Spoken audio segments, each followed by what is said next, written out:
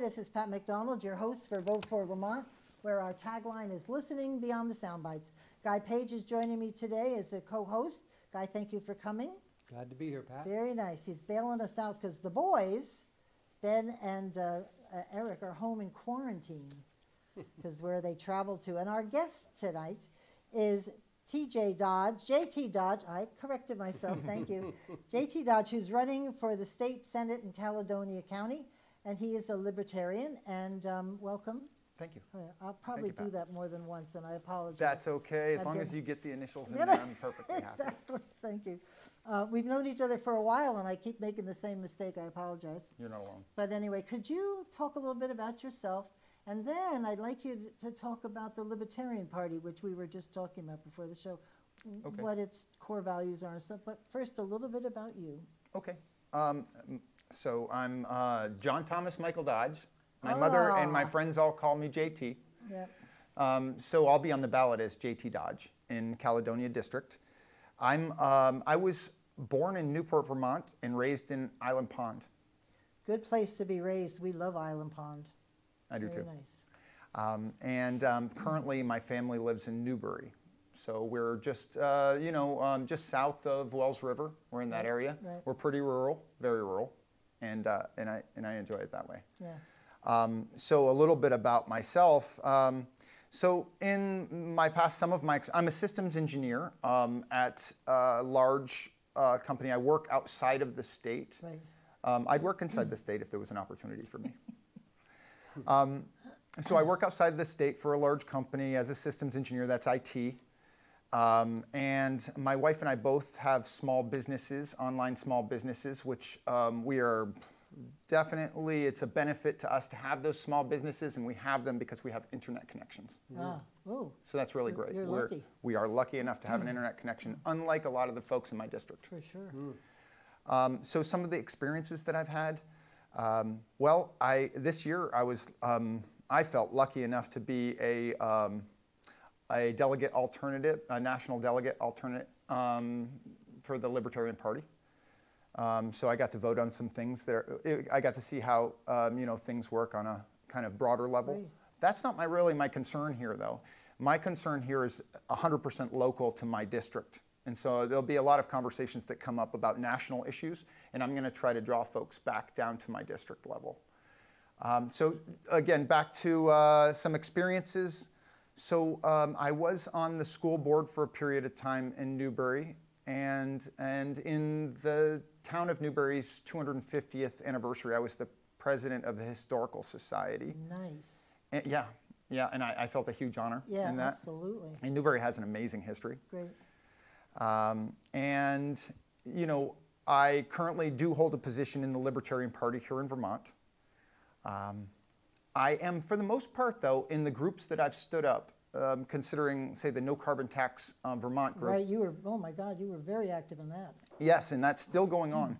And so, I did stand that group up as basically a think tank or a place where ideas can come together and we can fight carbon dioxide taxes, fees, penalties, and economic schemes, the whole 9 yards. A lot of folks will refer to those as carbon taxes, but it's a bit of a misnomer, and we do get laughed at a little bit when we refer to them that way. But we think of them as taxes, because if you were to switch all your taxes over to fees, well, it might be a lot more expensive. I don't know, but I think the expense would still be there. We'd still be paying, whatever it is. I have a big fight with that in the legislature. Actually, you mentioned Carolyn Brannigan, who is running for the Senate, but she was on the Ways and Means Committee, and she and I would have discussions.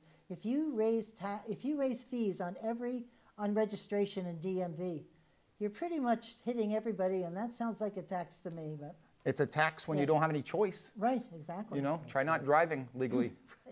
Right. See how quickly they get you with the other fees, or the penalties, rather.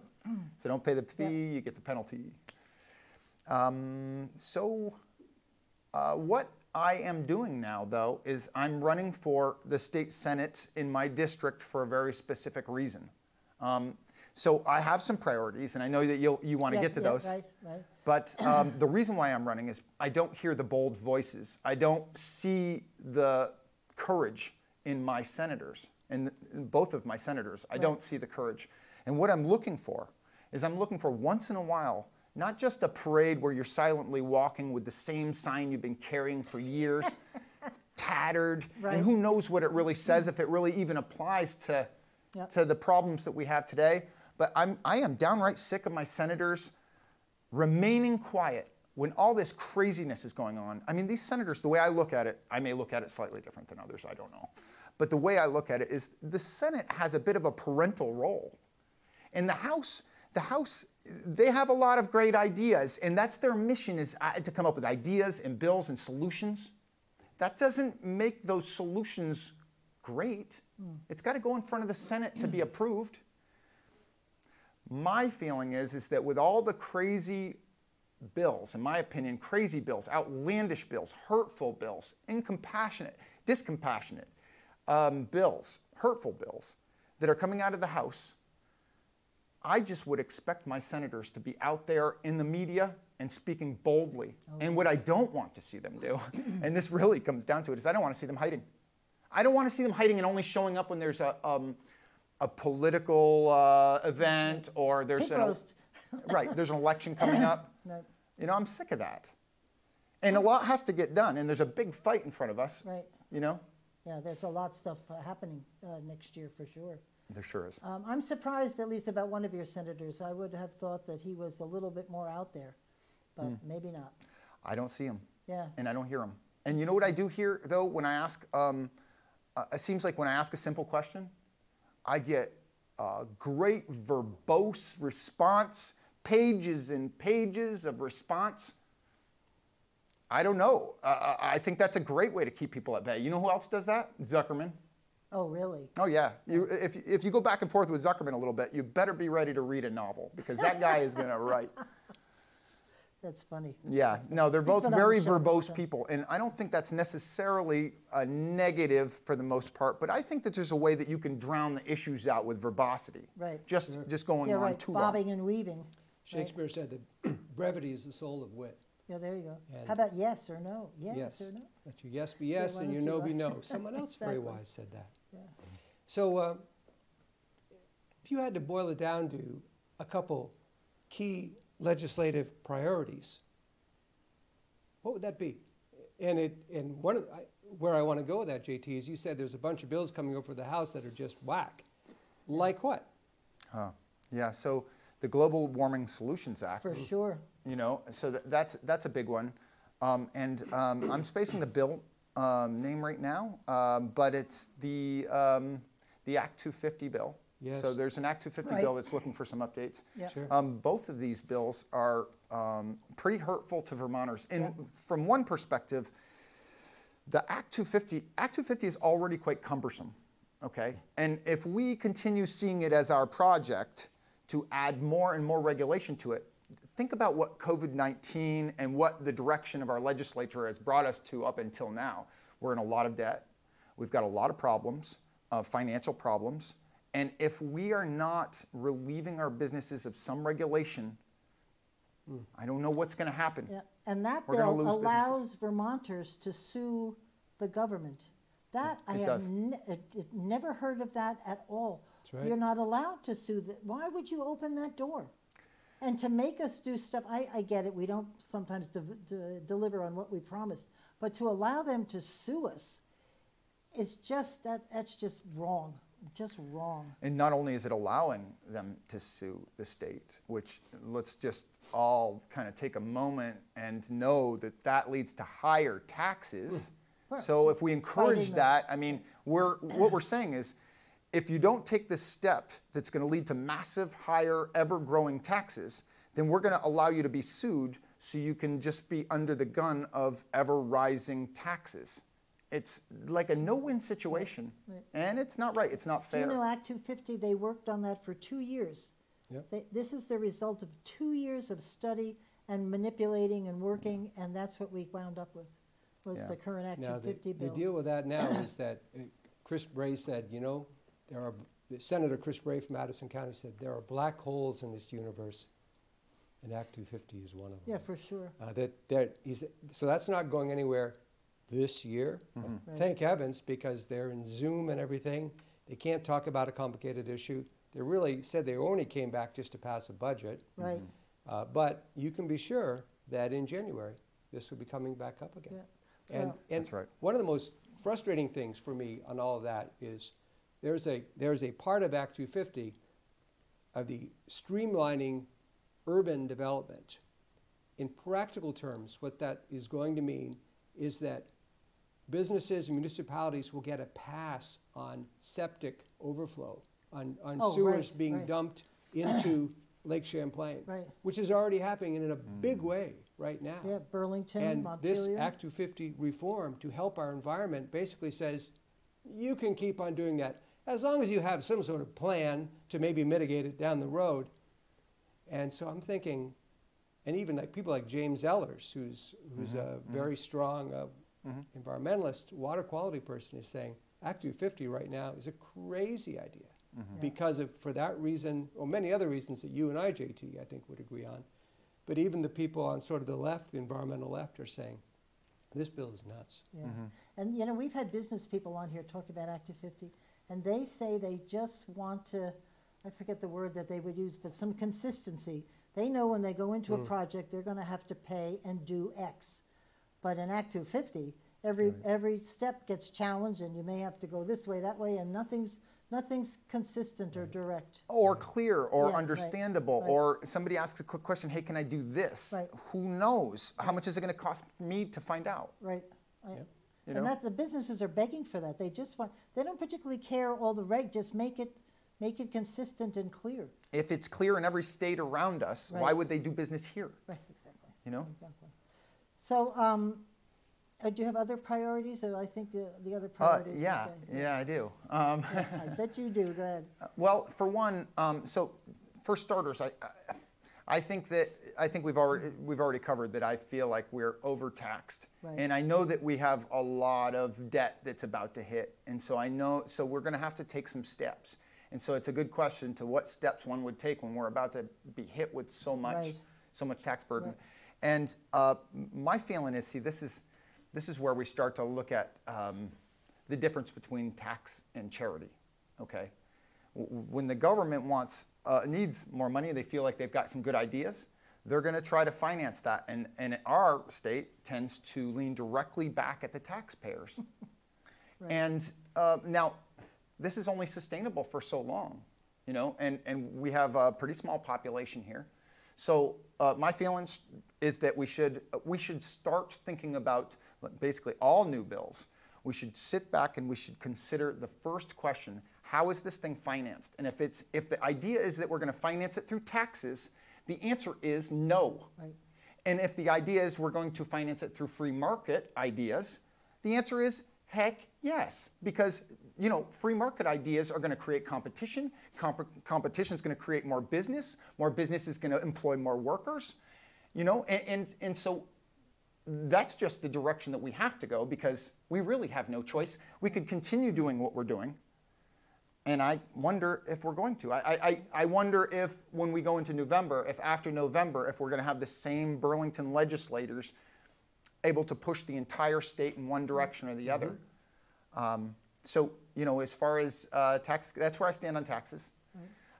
Good stance. I also, JT, I've heard some libertarians say that every bill that has a money aspect should have written in the bill a written explanation for this is why it is necessary, this is why the free market can't accomplish this. Basically a raison d'etre from a free market point of view as to why this bill should pass. I love it. I love having the explanation there of why this can't be free market. You know, you have a lot of folks that for some reason hate capitalism, and maybe that's why they hate the free market. I guess they haven't been taxed enough yet. Some of They them don't are have too the young to even control, know, right? Right. They don't have the control. We were just talking about how much they love controlling us. Right. And I guess maybe they've been taught that. Well, maybe. I but don't they know. Shouldn't do that. Yeah, I agree. Yeah. I agree. Yeah. So, how you were mentioning in Caledonia that you're focusing on that area. What are the problems in Caledonia that that you'd like to address? Well, I think one obvious situation that affects, well, actually, there's kind of two really obvious scenarios that affect the Caledonia district. And I would say internet connectivity. For one, I am a big proponent of school choice. Now, hear me out on this. It's not school choice like we have right now. Right. They offer some school choice here in Vermont right now, but it's not school choice for everybody. It's only for certain people in certain areas. From my perspective, we should be embracing school choice. And what that means is the money follows the child.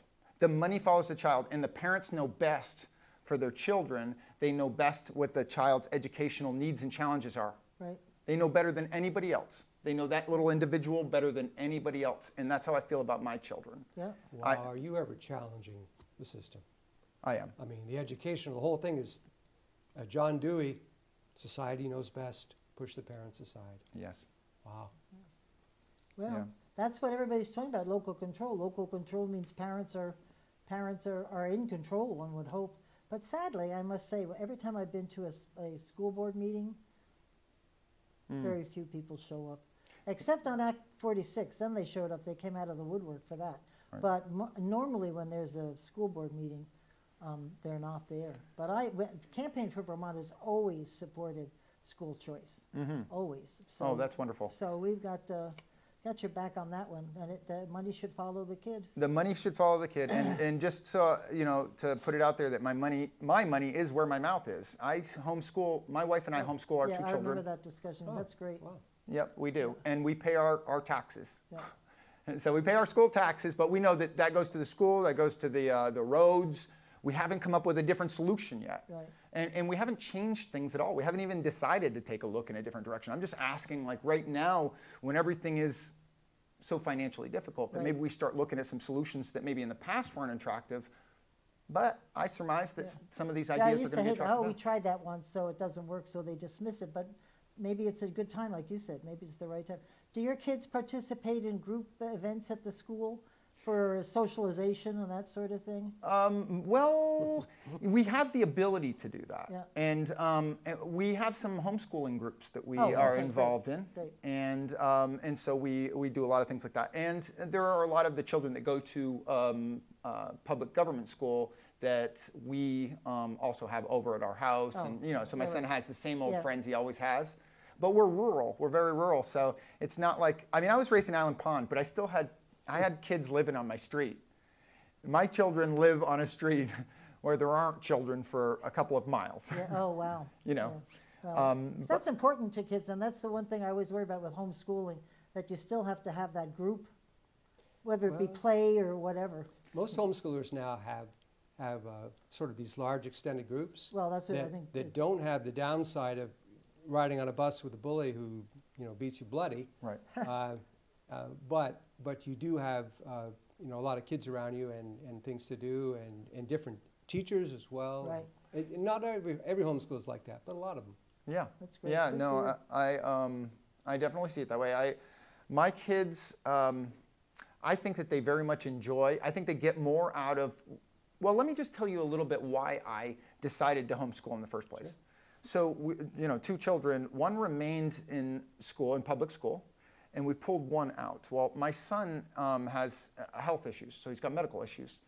He's allergic to a lot of things, and it's very complicating as far as anaphylaxis and Oh, wow. and breathing issues and just a ton of different foods and cross reactions and different things like that. So he's kind of a special case when it comes to medical issues. But it came down to, and there was some bullying, right? That wasn't the primary reason why we pulled him out, but there was that situation where he was being chased across the soccer field with a peanut, and now he's not allergic to peanuts, but we do keep him away from those nuts. He's allergic to cashews and pistachios and walnuts severely as far as the nuts go. So not because of that, but we decided we were going to pull him out because we felt like we were doing so many special routines with the staff at the school to try to make everything right for him. And the school wasn't really able to keep up with, there were certain problems pretty regularly with, and I'm not going to blame the school on that. We had a challenging situation. We decided to homeschool. We felt like that was the best thing. We began, it went off pretty well the first year. Right. And the second year we decided to invite my daughter to homeschool as well. And the reason why we did that was because she's very intelligent, and we felt, my wife and I both felt that she was falling outside the bell curve and not getting her needs met the way we would want to see her needs met. And so we've been able to meet those needs. Right. And just an example, she was able to, she's 8 years old and was able to read the Harry Potter series, but was still being graded low as far as reading goes in her class. Wow. And Of course. I have trouble reading Harry Potter. It's just so hard that's to keep them all straight. Good for her. Well, that's been a big issue for years. I've got some friends that have very high achieving kids, and they're bored, and they get into trouble all the time because they're like they're just bored, and so they do things to spice up the day, and they get into trouble. But it's because they need to be challenged, and they're not. Yeah. So good for you. Yeah. That's good. So, JT, I wonder, you talked about living in one home on your road, but everyone is sort of at home a lot more this year, and especially campaigning.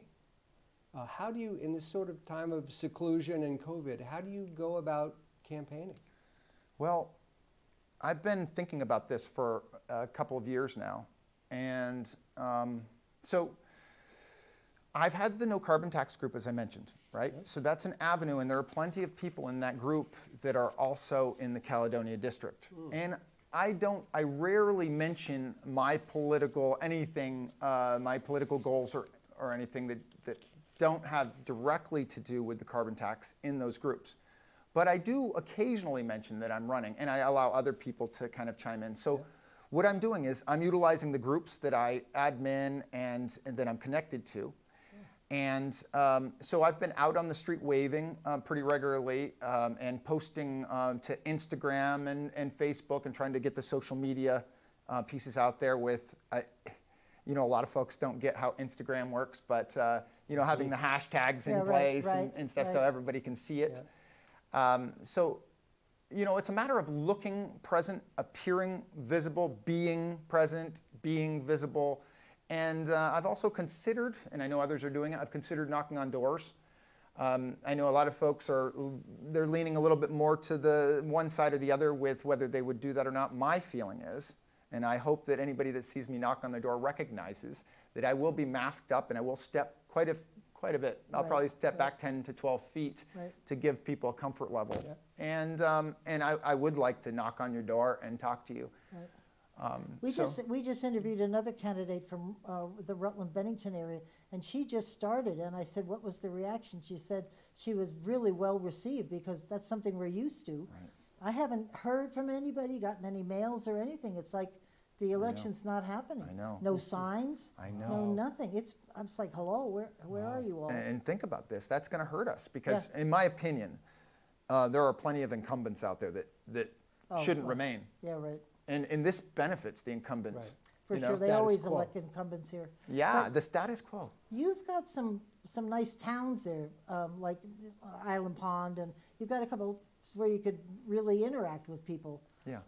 And when I come in here in Berlin, we don't have a town center. Oh, we have nothing. And there are a couple of towns like that, but you've got the benefit of some downtowns. St. Johnsbury and Lindenville have been lovely. Yeah, great. And even Newbury has a beautiful little space that one can reside.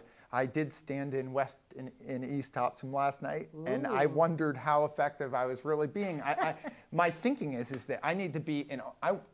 My goal is to be in all of these towns at least 3 times, every one of them, and I want to be seen because my thinking is that knowing what my senators are like, they hide. They're not in these little towns. Right. Probably, and I've done the math. I've done the math. These little towns can bring voters. There's a lot of people that choose not to vote. Right. And there's a lot of people that vote that leave those 2 Senate slots blank. Oh. There's just as many, almost just as many as vote for them as decide to leave it blank on both cards. So there's plenty of room. Huh. And there's plenty of people. One good thing about small towns is they all talk. And if they see you out there, they'll spread the word that they saw you out there with your sign. That's what I'm thinking too. That's what I'm hoping for. Are you also out there on Eastern Avenue and Railroad in St. Johnsbury holding a sign too? Yeah, right. I was in Arnold Park the other day. You know Arnold Park? Right in the center there. Yes. If you go across the top of, there's two kind of streets in St. Johnsbury, and if you go across the They'll top. know you're out there, that's for sure. So you mentioned a little bit about us being in a little bit of trouble financially in this state. And they said we're going to get through it sort of okay this year because we have some leftover money from last year. We had a lot of revenue we weren't counting on. But next year, when you take a seat in January, what are you prepared to do? And how are you going to approach where this money, and depending on who's the governor, there's a big focus, you're talking about Zuckerman, about global warming, and we have to do stuff about that, which will cost money. So where is it coming from, and what needs to? Well, I'll tell you, one of my large concerns that isn't the Global Warming Solutions Act, but that just seems like a punishing thing that's going to go on for a very long time. Right.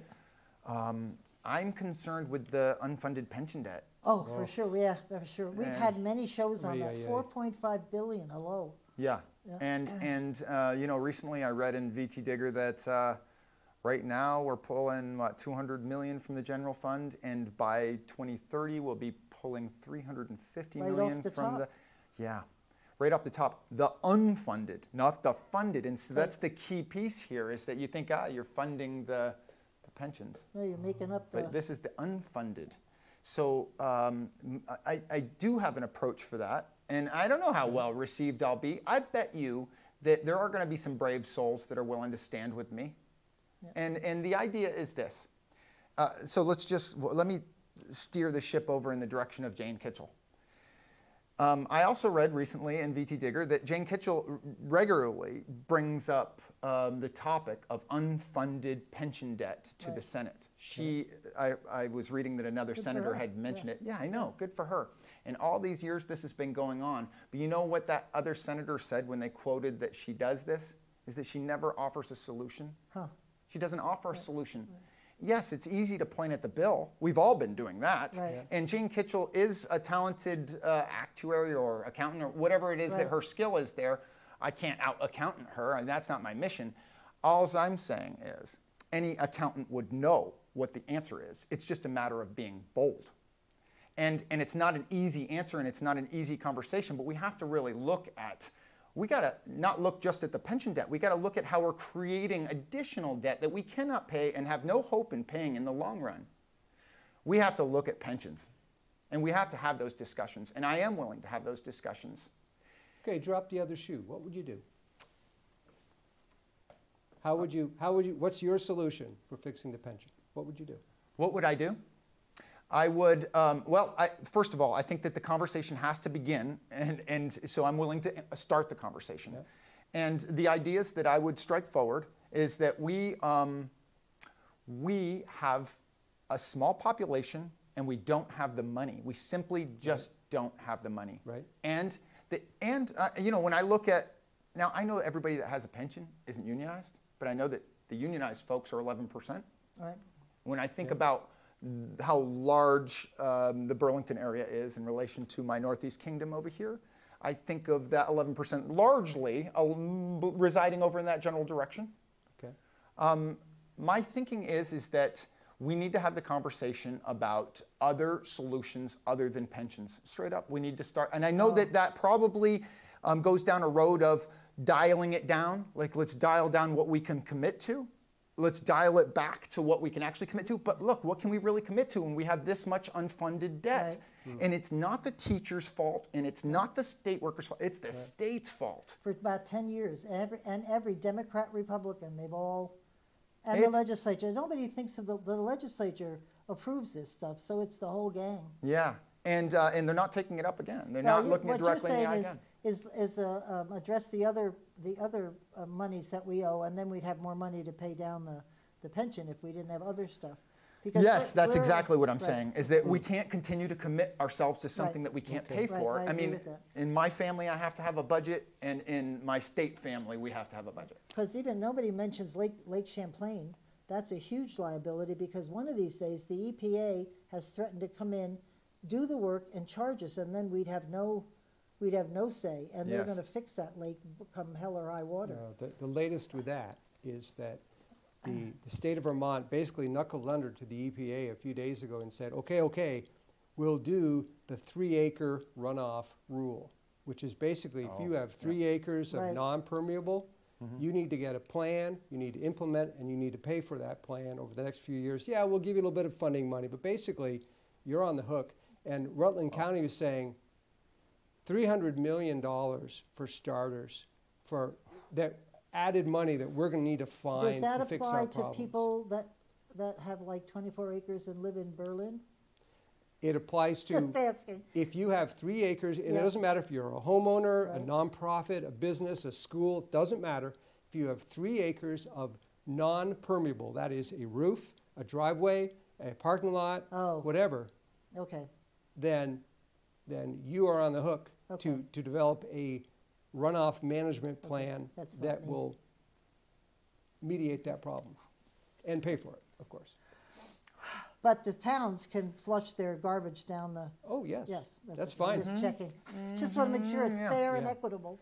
Yeah, Yeah. and there's a lot of people saying, wait a minute, this is crazy. Burlington and Rutland and other places get to basically let their sewers overflow into Lake Champlain Right. whenever they want, but the poor guy with 3 acres, Right. he's toast. Right, right. Right. And they're gonna put the price of fixing the sewer systems in Burlington on the back of the guy that That's what has I 3 wonder. acres of impermeable. I Yeah, do right. wonder if that Yeah. is sort of part of the long-term plan. Mm-hmm. And boy, isn't that something that the city of Burlington would need to get Newberry to bail it out? Outrageous. Terrible. So anyways, we want to ask about the governor and economy. We can Sure. zip along. So the governor said that the economy is not coming back as quickly as we hoped. Yep. And what would you like to see happen? I mean, what would be your ideas of getting the economy going again? Well, I mean, my first idea, is it's an easy shot to say lower taxes, but it's not exactly an easy thing to do, right? Simple idea, hard to do. Okay. Well, for one, I think that we need to start, as I said before, I think our new ideas have to be paid for.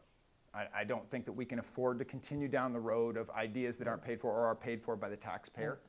I think we need to look at the regulations that are put on these businesses, and we need to start to look at making business easier, not making it more challenging. And there's too much, in my opinion, there's too many of these folks out there that, when I have these conversations, sometimes I'll have the conversation about minimum wage.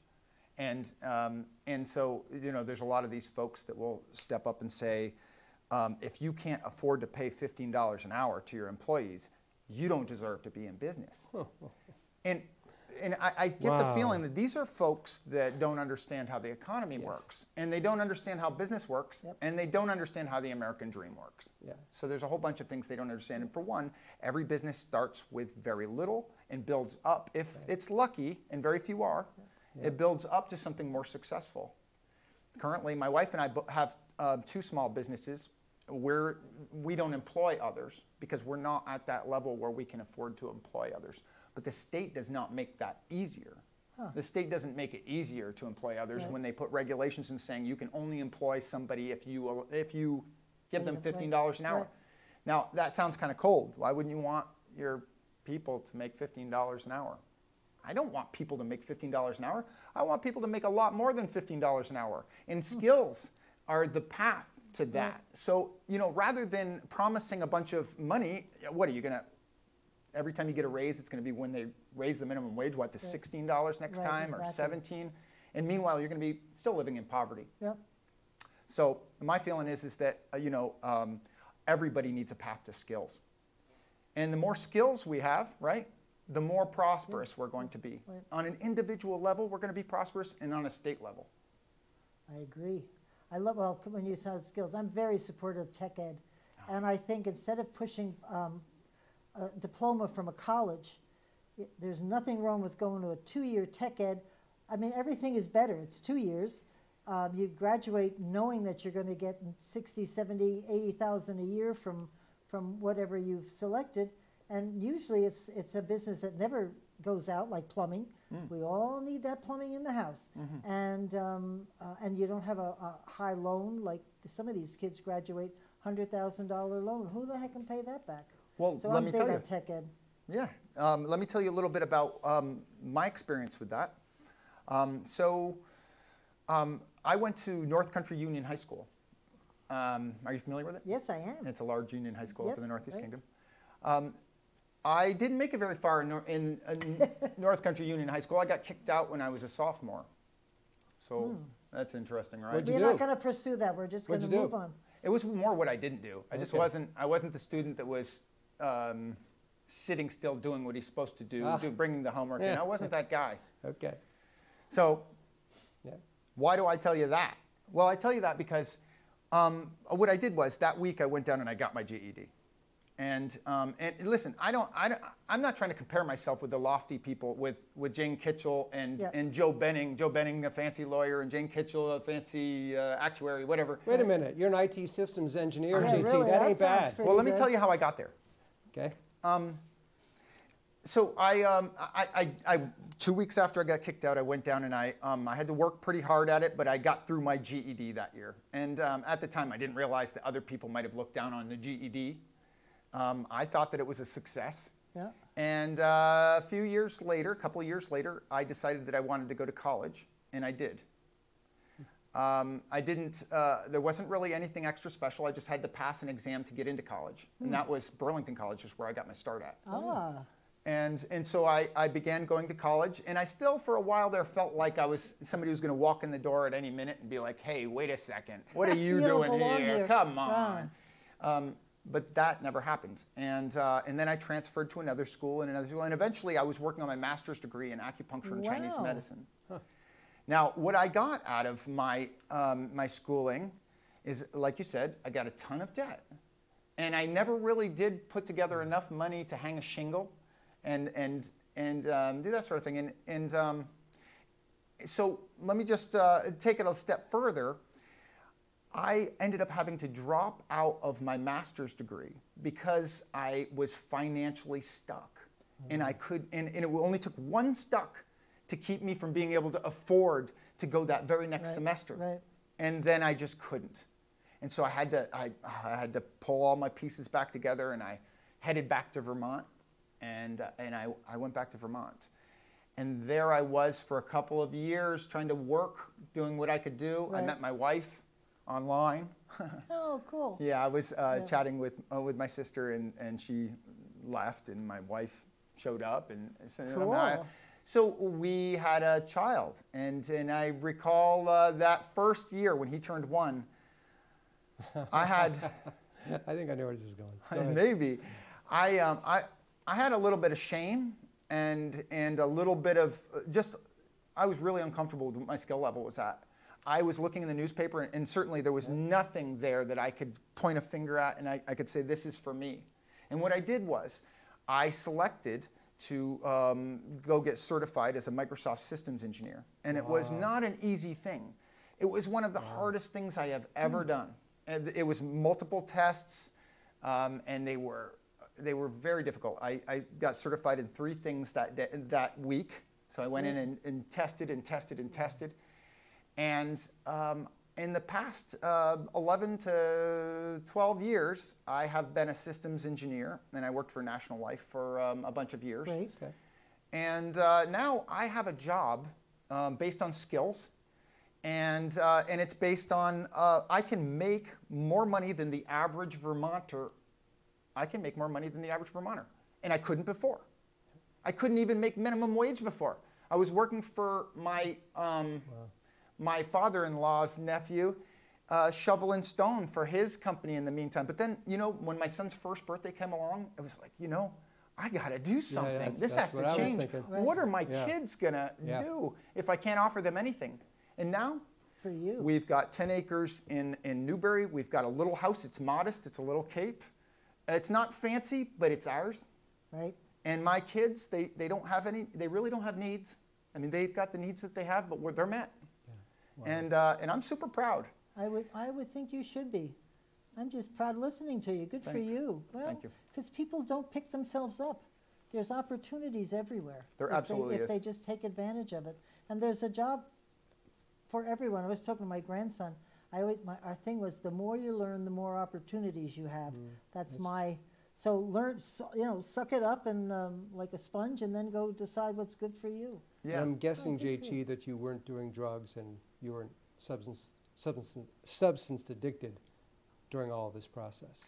No, I wasn't. But I can tell you that when I was younger and I was in high school and I was struggling so much, I was.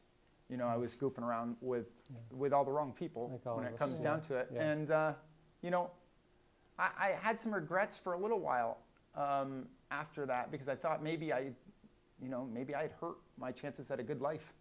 You know, I thought that along the way. And I've always been the kind of person, and I don't know if others are like this, but I've always been the kind of person that when you work at a job that maybe seems like a dead-end job, and you know that your work ethic you just have to keep going back. But then there's that thought in the back of your head, I'm going to be here forever. I'm never going to make a different change. I'm never going to get another opportunity. And what I would suggest for anybody that has that going on in their head is to definitely put actions before thinking and just keep putting one foot in front of the other. They should have you come talk to kids. So one thing that Campaign for Vermont is very interested in, and we fought really hard for it actually, Guy probably has joined the fight, is to get an ethics bill in the legislature that has some teeth. Larry Novins is head of the ethics committee, and he submitted to the legislature 10 points of things that should be in an ethics bill. And we just were wondering what you thought of having an ethics bill with teeth. Yes, I am pro having an ethics bill with teeth. And one thing that I do recall is that Rob Roper pointed out, from a no carbon tax group perspective, which I'm an admin on, he, not in my group, but did point it out. I sort of observed some of the things that he says, and he has some good insights. Yeah. Well, the thing that he pointed out was that the solar company, SunCommon, they had basically 3 members in the House. And one, I think, might have been the wife of the CIO or somebody like that. Jerry Dolan. Right. Yeah. And so there were 3 of them. And Rob's point was, and I thought it was a strong point, so I ran with it, was that SunCommon, the solar company, has more representation in the House than any town in Vermont. Right. And they should recuse themselves. It's a bill directly affecting SunCommons. And they didn't. And we called them on it publicly, and they didn't. Right. They didn't. Well, we have that with Planned Parenthood. They've had some people that have worked for them and are still very involved with them, and they, of course, didn't recuse themselves. The only 2 I can actually mention was Jim Greenwood, who was quite a few years back. He's from up north. And Jim Condos, who always stepped down when it had to do with where he worked, which was Vermont Gas, Vermont Gas. So anything to do with gas and his business, he always said, I have to recuse myself, which is what they're supposed to do. You know, and when we're exempt employees for the state have to sign a ethics pledge that they will let the government know if they have stocks in something specific that relates to government, and the legislature doesn't. And they may have stocks in who knows what, and here they are voting away. Yeah. It needs, and I don't think, the one thing benefit for this is that people that live in Vermont have a safe place to go where they'll have their complaints submitted anonymously. Yes. So, and they don't have that now. I would have submitted a complaint. I wonder if there could be a free market solution where some media could say, well, Mike McCarthy of St. Albans may not be explicitly telling you that he's working for SunCommon, although perhaps he does. I don't know. Don't want to pick on Mike. However, here's a website that tells you every legislator and every potential conflict of interest that we can think of. Right. Oh, really? And that could be an advertised go-to place. Just trying to think free market here, JT. I love it. Yeah. Because they may not even think about it being a conflict. I mean, I know in my small town we had one guy who just about owned every piece of property in the place, and he was on the zoning board. It's like, hello. Yeah. But I honestly didn't think he ever did anything. Fishy? I just didn't, because he was an interesting guy. Maybe he was in the limelight enough to where he just didn't dare. But that's and it's not accusing them of doing anything wrong. It's just openness. Yeah, right. We just want to know. Transparency. Yes. Yeah. And speaking of we want to know, I'm going to know, you've mentioned a couple times here that you're very concerned about firearms legislation. Yes. Tell me about that. Yeah. Well, for the past few years, I've been a member of a group called the Citizens Defense League, and I'm also a member of you know, I spend a lot of time with the folks from Gun Owners of Vermont. Yep. I am I'm pro firearm rights, and I believe that self-defense is a human right. And I believe that I am personally done with all the gun control that they continuously push. I don't think that the mission is to infringe upon people's rights, but I think we need to really consider what civil rights are before we decide that we're going to enact. Right. And I really don't hear a lot of these legislators referring to gun rights as a civil right. No. And I think maybe we need to start using that language. And especially since I think we are now the second safest state in the nation. I mean, what are we trying to cure? If we were Chicago, I honestly would probably support a lot of stuff because that place is out of control. But I don't think Vermont is. I've been to meetings where people are showing their guns. I've never batted an eye. I feel perfectly comfortable Yeah, with that. exactly. Yeah. When I was a kid, I recall walking down in the middle of Island Pond with a shotgun on my shoulder. Yeah, right. I didn't have any nefarious ideas with a shotgun on my shoulder. It Looking never for would the have crossed critter. my mind. And nobody ever looked at me, you know, or anybody else really. Right, Remember high right. school, you had your shotgun. Now, we may have, those days may not be here anymore. But as far as gun control goes, I mean, we just endured a ton of gun control with what Phil Scott signed. Right. And I feel like my experience now is that we have just infringed upon a lot of citizens' rights. And I look at the 18, 19, and 20-year-olds, and I wonder, how is it that you 18, 19, and 20-year-olds can get your head around the fact that you can go to war, but you cannot buy a gun? Right. You know? That's a pretty sobering. It is. thought. And the, you know, with so many hunters and folks that are veterans and folks that are, you know, there's a lot of folks out there that have a lot of experience with firearms, and we can't be trusted with a standard 30-round magazine on an AR-15. Right. Well, that's the standard magazine for an AR-15. right. AR-15 is an amazing gun. Not for the harm that it can do other people. Yeah. It's a great varmint gun. It's a great self-defense gun. It's one of the best self-defense guns. Well, somebody And from a home perspective. today. Wait a minute. You're saying it's not just an assault rifle? It actually has a practical value? Yeah, and in reality, it's not even an assault rifle. No. You know, they want to call them military-style rifles, but nobody in the right mind would walk out on the field with an AR-15. It's a semi-automatic. You'd be in a lot of trouble. Somebody today that we were interviewing said, think about it, the guy that's going to be in your house robbing, stealing, whatever, he's going to come prepared.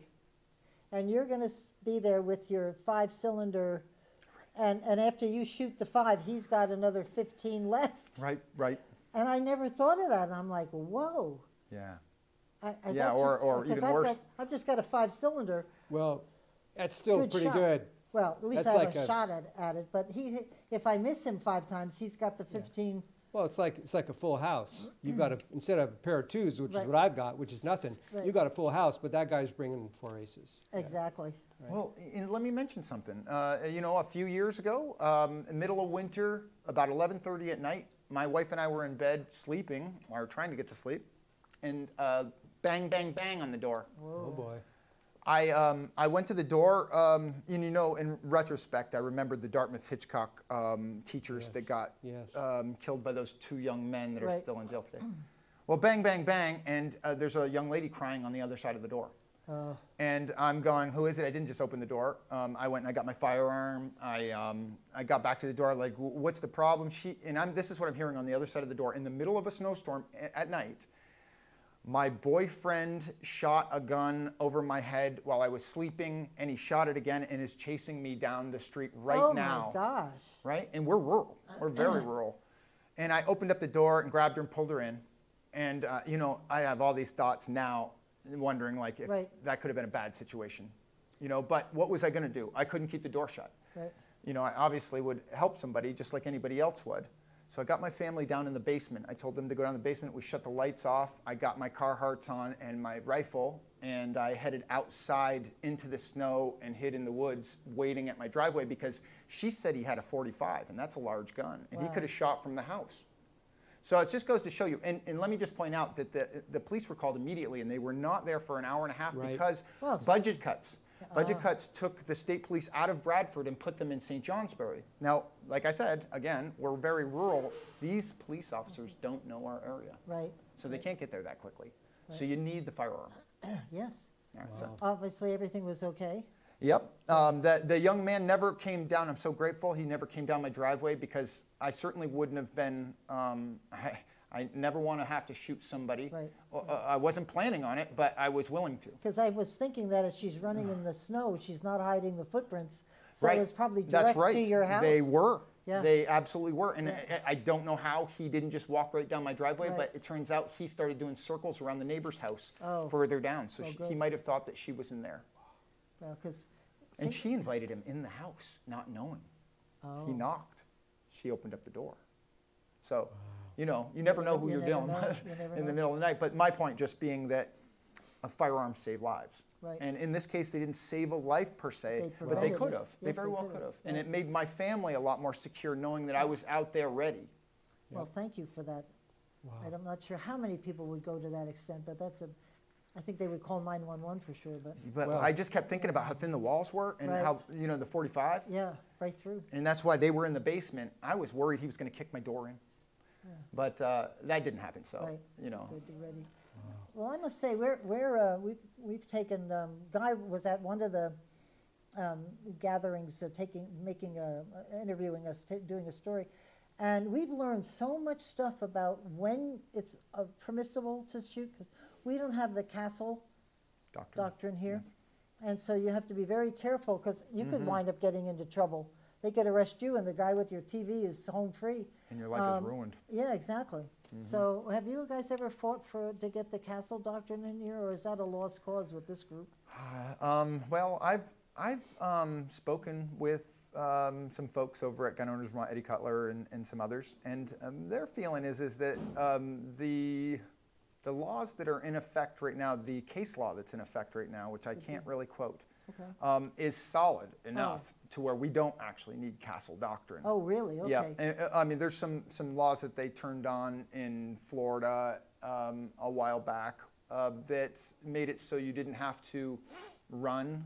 If somebody pulls out a gun, you can't, you know, prior to the law, you couldn't pull out your own gun and Right, confront. right. You had a duty to, well, Florida passed a law saying you don't have to run. Vermont doesn't. My understanding is Vermont does not need that law. You know, you have absolutely the ability to protect your Oh, life. good. Okay, because I was worried about that, because they were saying how you could get into more trouble than the guy. that And you was- can, and that's why the important thing is to zip the lip until you have a lawyer with you if something were to ever happen. Keep the lip zipped. Yeah. And if they ask questions, you know, be respectful, give all your information. But as far as the situation, just let them know that you'll be happy to discuss things with them once you have your lawyer present. Right. And that's just to protect you, because, you know, remember that, you know, this will all be used potentially against you in a court of law. So Right. it's important to be sure about that you're saying exactly what you mean to say. Good advice. Thank you very much. Listen, we have a minute left, and I'd love to hear what you think, why people should vote for you. Okay. Jump right in. You have a whole minute to do your stump speech. Okay. Thank you. Hello, everybody. I think the reason why you should vote for me is, for one, I've been present in the issues that I believe are very important around taxes, First Amendment, and firearm rights. I also have been present in the world of school choice. So considering that I don't get paid for any of this, and I've been doing it for a few years, you can count on me to continue being bold and forward and honest, and I will work very hard for your rights in your life. And I want an affordable Northeast Kingdom, and I don't see that direction, I don't see us headed in that direction right now. So elect me, and I will work very hard for you. I give you my word. And let me just add that I'm not interested in a career in politics. That's not something that's going to happen here.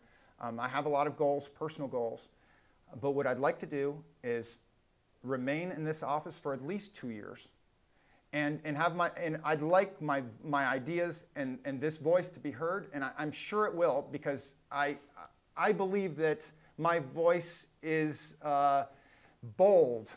And what I mean by that is I know what my current senators are doing.